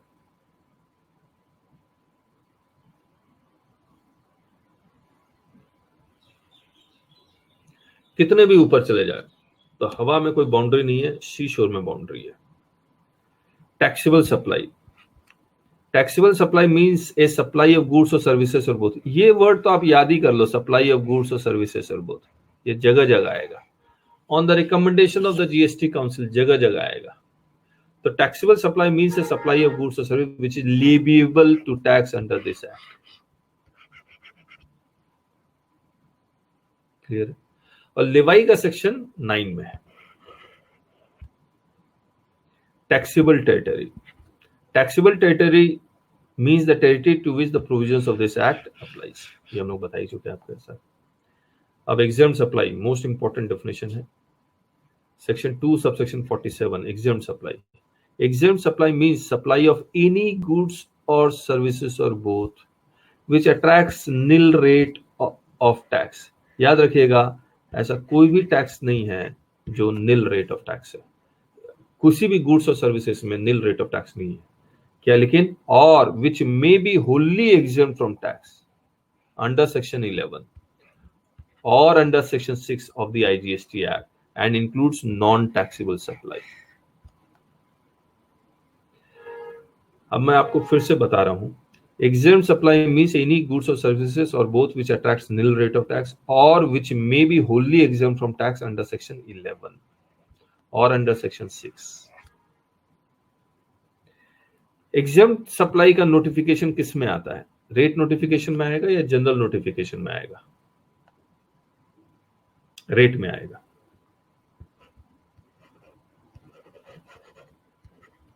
है ना। और रेट नोटिफिकेशन में जितने भी रेट नोटिफिकेशन आए हैं वो सेक्शन 11 का ही रेफरेंस ले रहे हैं।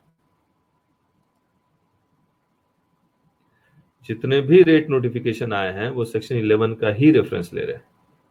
मैं आपको दिखलाता हूं, रुकिए।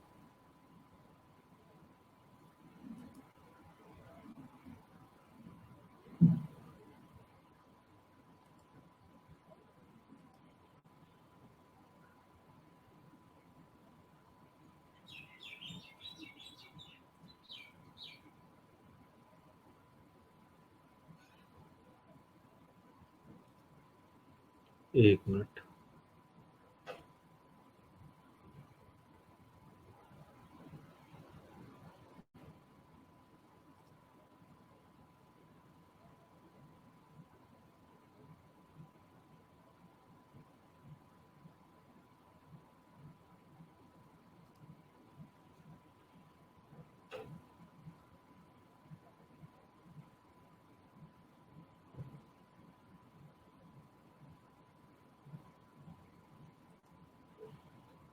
मैंने ना जो एकदम शुरुआत का निकाला है,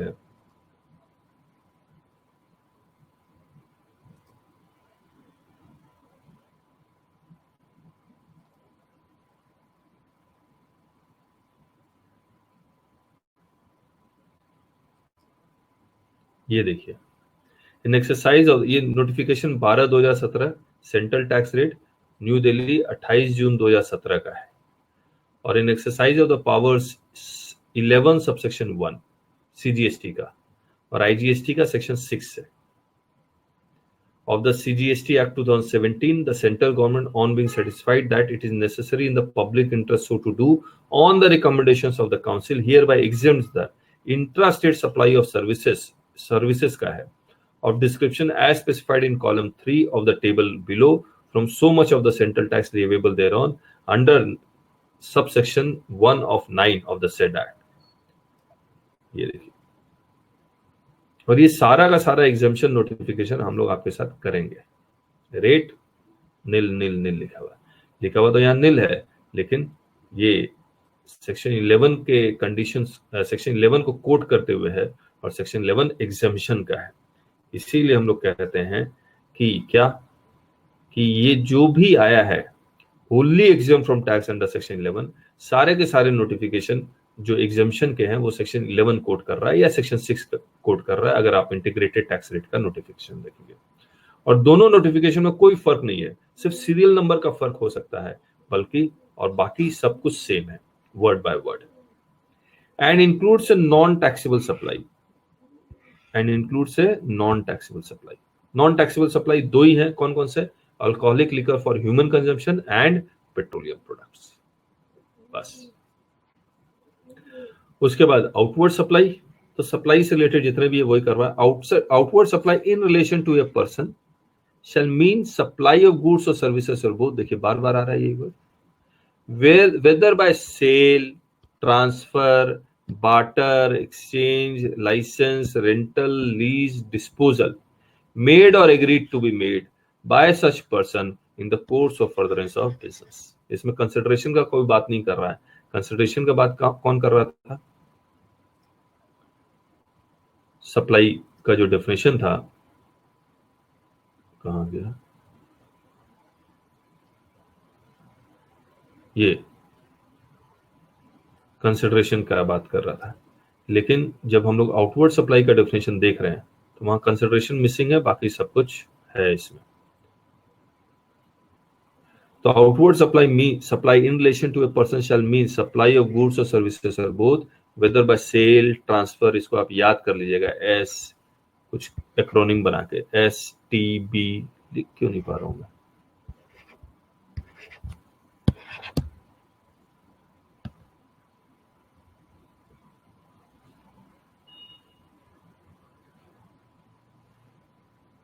तो outward supply in relation to a person shall mean supply of goods और सर्विसेज और both, whether by sale, transfer, barter, exchange, license, rental, lease, or disposal, made or agreed to be made by such person in the course or furtherance of business.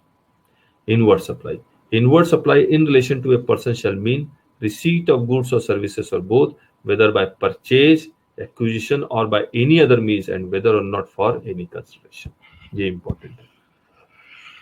किसके बारे में बात कर रहा है? Whether or not for any consideration. Consideration outward supply में missing था, यहां है. किसके बारे में बात कर रहा है? लिख के बताइए please.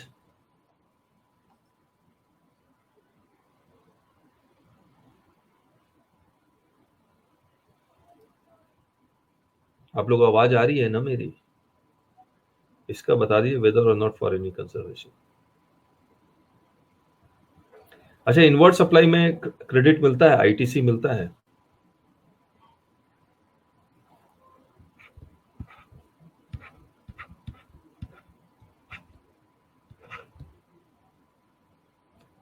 Yes, deemed supply. Okay, deemed supply. मान लीजिए दिल्ली में मेरा ऑफिस है, मैं अलग में लिख लेता हूं. दिल्ली में ऑफिस है, महाराष्ट्र में भी ऑफिस है जहां से मैं टैक्सेबल सप्लाई करता हूं. दिल्ली टू महाराष्ट्र मैंने विदाउट कंसिडरेशन सप्लाई कर दिया. शेड्यूल 1 एप्लीकेबल हो गया. तो ये दिल्ली वाले के लिए आउटवर्ड सप्लाई है, महाराष्ट्र वाले के लिए इनवर्ड सप्लाई है, और महाराष्ट्र को इसका आईटीसी मिल जाएगा.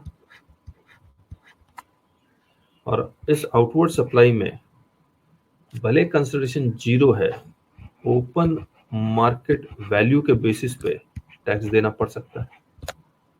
ये अलग बात है अगर आईटीसी इसको मिलता है तो ट्रांजैक्शन वैल्यू जितने रुपए में बेचा है उसी पर जीएसटी देना पड़ेगा. तो हम लोग शेड्यूल 1 डिटेल में करेंगे, लेकिन फिलहाल मैं आपको बता दूं कि इनवर्ड सप्लाई अगर आपने पैसे नहीं भी दिए तो भी क्रेडिट मिलने का चांस है. चांस बोल रहा हूं, कंपलसरी नहीं है.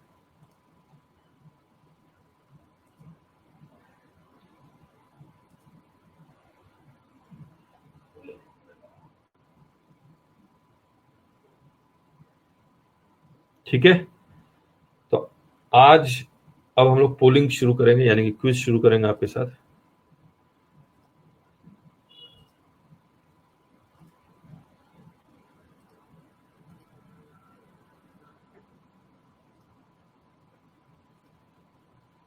तैयार हैं?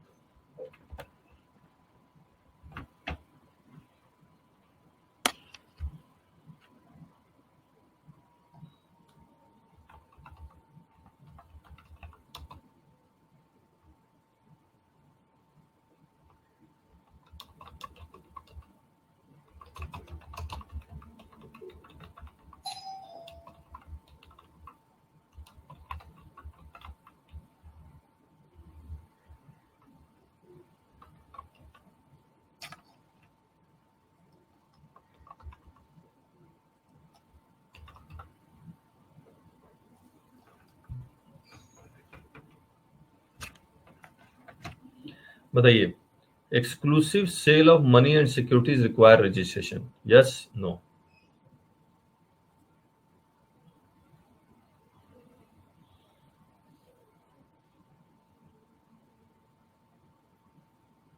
तो answer will be no.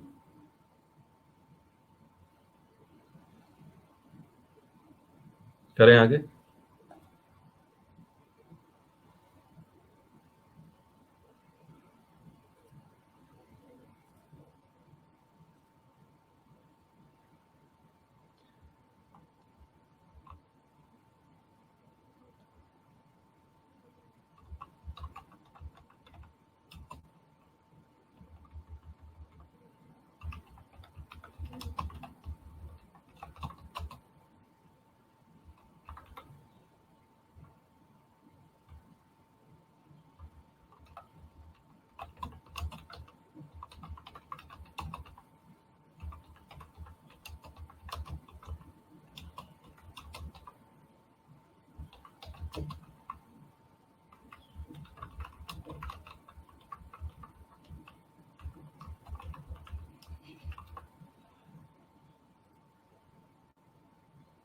Supply of industrial alcohol of rupees 50 lakh requires registration, yes or no?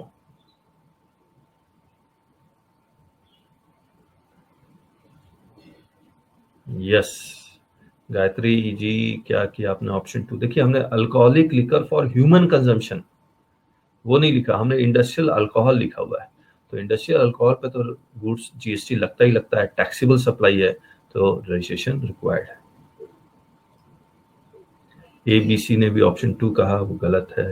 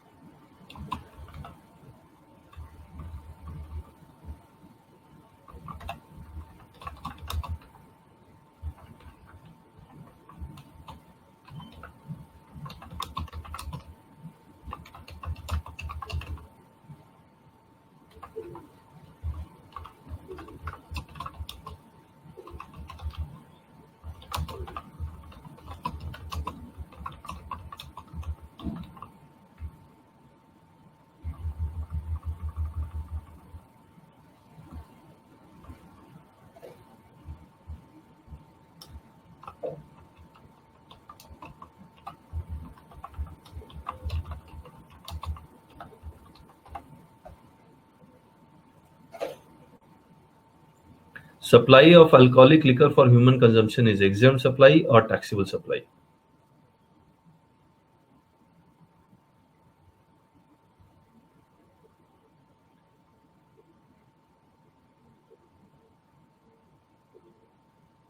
Okay, option 1 is the correct. Correct.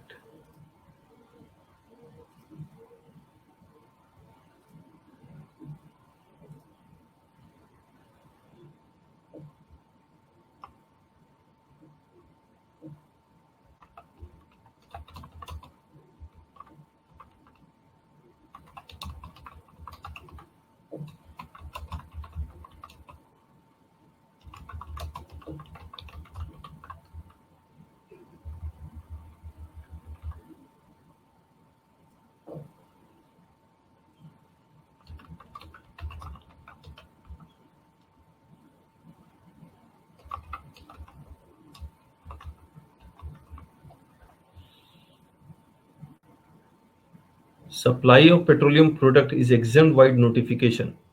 True, false?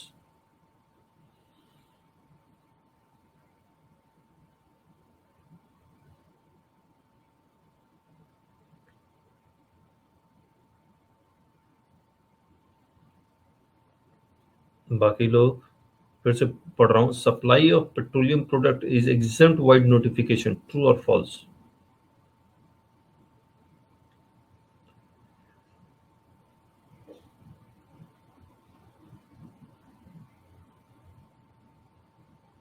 Santosh ji has given option 1, true नहीं है, it is false, answer is false. Supply of petroleum product is a non levy supply, और अगर non levy supply है तो वो section 9 subsection 2 के कारण है, और exempt supply includes non levy supply also.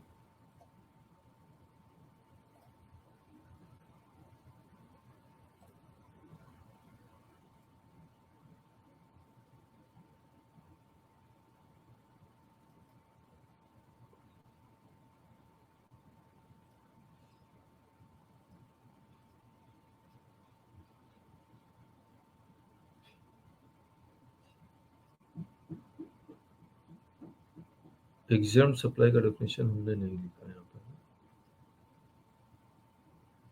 ये देखिए, exempt supply which attracts nil rate or wholly exempt of and includes non taxable supply, और नॉन टैक्सेबल सप्लाई मतलब विच इज नॉट लेविएबल। तो ये जो नॉन टैक्सेबल सप्लाई है और ये एग्जेम्प्ट सप्लाई है, इन दोनों को हम लोग एग्जेम्प्ट सप्लाई ही कह रहे हैं। क्लियर है?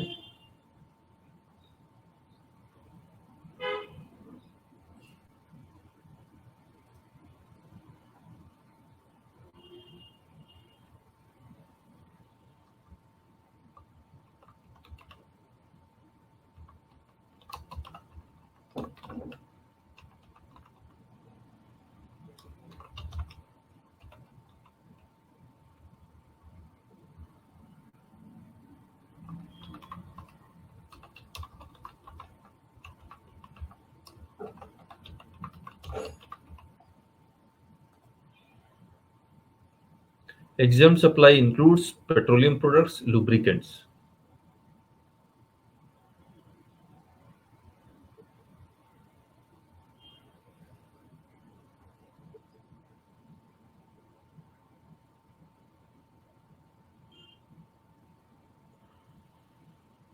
Petroleum products. Lubricant is a taxable supply.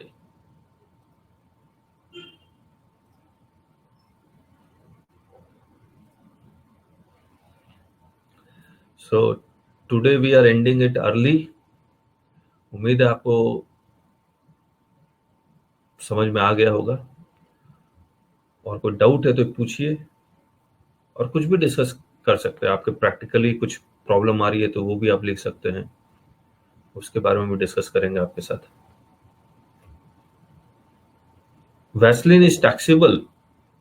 Look, Vaseline is taxable. उस पर रेट तो होना ही चाहिए, भले 5% हो, लेकिन होना चाहिए।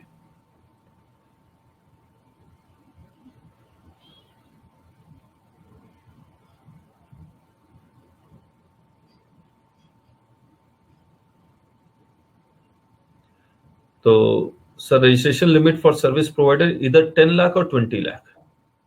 40 लाख की limit only exclusive supply of goods, intra state supply, then only 40 lakh. 40 lakh की लिमिट सर्विसेज पे नहीं आई है, सिर्फ गुड्स पे आई है, तो 10 लाख और 20 लाख। लेकिन सर्विस प्रोवाइडर आप कंपोजिशन में भी जा सकते हैं, जिसकी मैक्सिमम लिमिट 50 लाख है, लेकिन सिर्फ इंट्रा स्टेट सप्लाई के लिए, सिर्फ इंट्रा स्टेट सप्लाई के लिए। तो गवर्नमेंट को चाहिए कि सर्विस प्रोवाइडर भी को कंपोजिशन में लेके आए, इंटर स्टेट सप्लाई के लिए भी। अगर मैं एक दूसरे स्टेट में भी अगर सप्लाई करता हूं तो उनके लिए भी लेके आना चाहिए, लेके नहीं आए, लेट्स सी।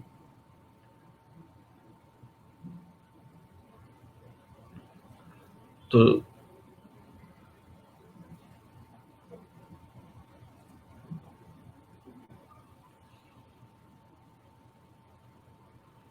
कुछ लोग बहुत लेट आए हैं। तो आज ये हमारी 5 क्लास कंप्लीट हो गई है। Now we will meet on Monday, और सिमिलर कॉन्सेप्ट हम लोग चलाएंगे, but now the classes will be paid. जिन्होंने फीस पे की है उनको हम क्लास में एनरोल करेंगे, अब बाकियों को हम एनरोल नहीं करेंगे। अगर बाकी कुछ डिस्कस करना चाहते हैं, कैसे हम लोग क्लास लेंगे या क्या करेंगे, तो वो मुझे कॉल कर सकते हैं, और कुछ भी डिस्कस करना चाहते हैं तो कर सकते हैं।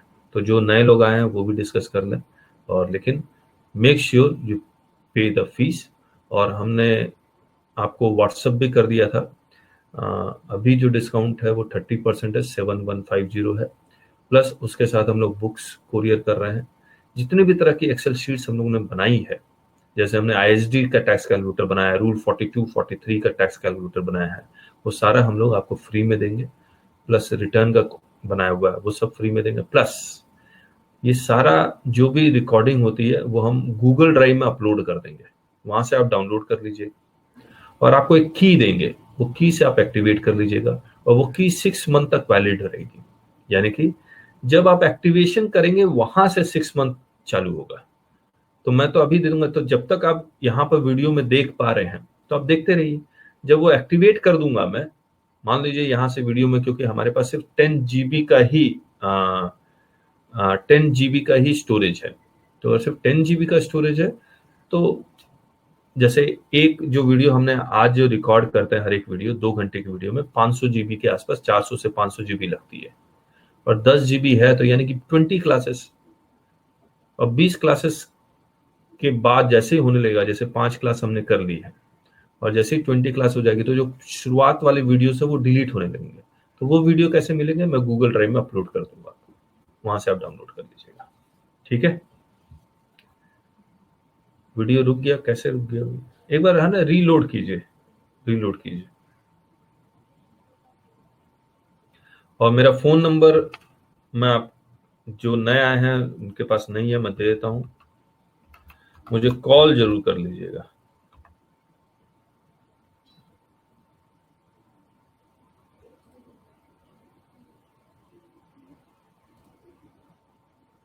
और एक आख, चलिए। सो thank you so much. Monday हम लोग मिलेंगे 7:30। URL for those who have already paid will change from Monday. नहीं नलिन जी, URL सेम रहेगा, लेकिन उसमें ना अब अभी तो हम लोग कोई भी उस URL में जाके एडमिशन ले लेता था, तो ऑब्वियसली URL हम लोग चेंज करेंगे और उसमें सिर्फ रजिस्टर्ड जिसको मैं एनरोल करूंगा वही क्लास अटेंड कर पाएंगे, बाकी नहीं कर पाएंगे। और हर दिन हमें नया URL क्रिएट करना पड़ता है। आवाज आ गया, धन्यवाद। ABC, आप अपना नाम तो बताएं, आपने ABC लिख दिया, किस सिटी से हैं?